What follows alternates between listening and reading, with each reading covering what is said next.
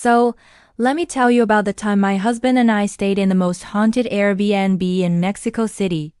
Seriously, if you're ever booking a place, maybe check the reviews for mentions of ghosts first. We went to Mexico City last year, and it was incredible. The food, the culture, the colors, everything was amazing. We decided to stay in the Coyoacán neighborhood, which is super beautiful and famous for being where Frida Kahlo lived. We found this Airbnb online, and the pictures were stunning. It looked like this charming old colonial-style apartment. It was advertised as a private room, but it was really more of a small, self-contained apartment attached to a larger house. We were excited. It looked artistic and authentic. The moment we arrived, though, things felt off. I don't know how to explain it, but as soon as I stepped inside, this heavy, oppressive feeling just washed over me. It was like walking into a room where people had just been arguing. The air was thick with bad vibes. The host showed us around quickly and then left us to it. The apartment itself was just one main room with a small bathroom. But it was immediately obvious that this wasn't just a rental space. Someone had lived here, like, really lived their whole life here. The decor was very specific.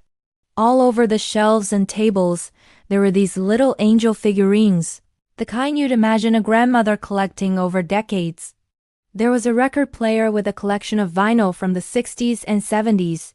On the walls, there were several paintings, all in the same amateur but passionate style, clearly painted by the same person. It felt incredibly personal. The furniture, especially the bed with its old-fashioned ornate headboard, looked like it belonged to an elderly woman.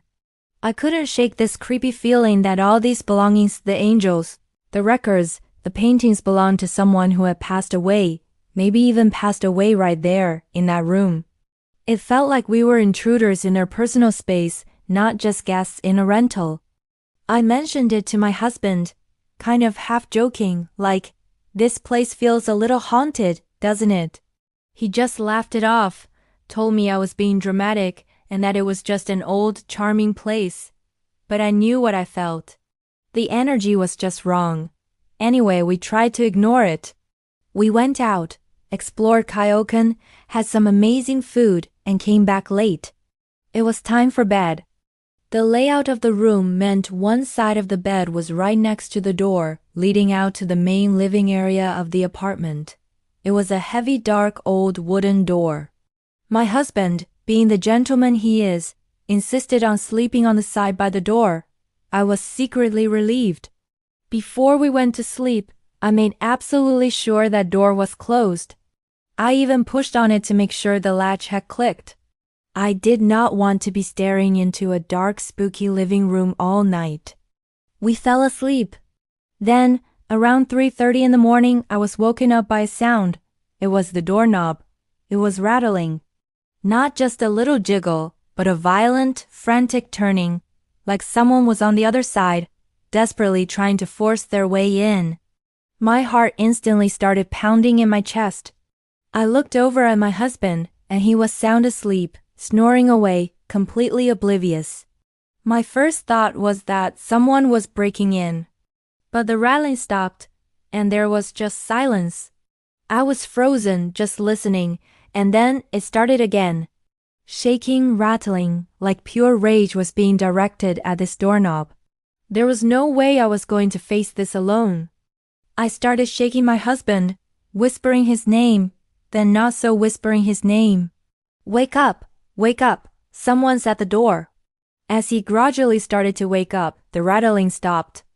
And then, the door creaked open. I've seen doors swing open on their own before, you know? A gust of wind, or maybe it wasn't latched properly. This was not that. This door opened with purpose.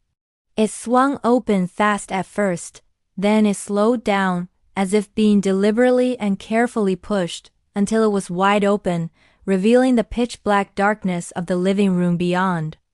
At that exact moment, the heavy feeling in the room intensified 1,000 times. It felt like pure, concentrated anger. It was that feeling of being an intruder, but magnified. It felt like we had been caught, and whoever was there was furious, I felt in my gut that it was the old woman whose room this was, and she was not happy to see us in her bed. My husband finally sat up. He saw the wide open door. He looked at it, then he looked at me, saw the absolute terror on my face, and you know what he did? He just shrugged, laid back down, and went back to sleep. I couldn't believe it. I was left there, wide awake, staring into the abyss of that dark room, too scared to even breathe. I spent the rest of the night with the covers pulled up to my eyes, completely and utterly terrified. I don't think I slept another wink. The next morning, I confronted him about it. He tried to play it cool, saying it was probably just the wind or the house settling, but I knew he was scared. And I had proof. Because that night, when we got ready for bed, he looked at me and said, "You know what? Let's switch sides." He made me sleep on the side of the bed next to the cursed door. He wouldn't admit it, but he was just as freaked out as I was and wanted a human shield. What a hero, right? The weirdness didn't stop there, though. The next day, he was in the bathroom using his electric razor.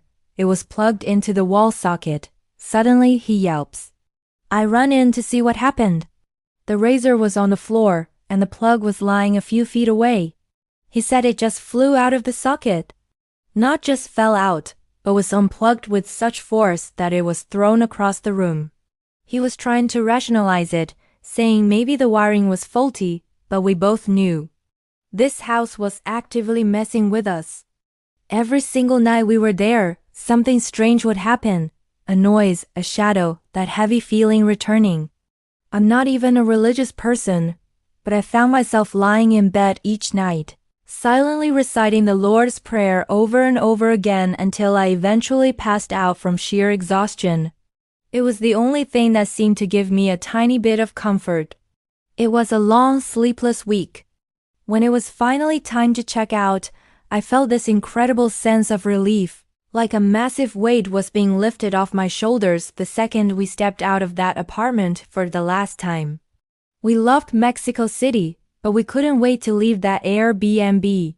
So the moral of the story is, maybe be careful when booking charming old-fashioned Airbnbs that look like they belong to someone's sweet old grandma. Because sometimes, grandma doesn't want to share her room. And she is not afraid to let you know. Always read the reviews, people. And if your husband offers you the side of the bed away from the scary door, take it as a red flag. Thanks for listening to my ghost story. If you've ever had a creepy experience in a hotel or in Airbnb, let me know in the comments below. I'd love to hear that I'm not the only one. And don't forget to like and subscribe for more stories. See you next time.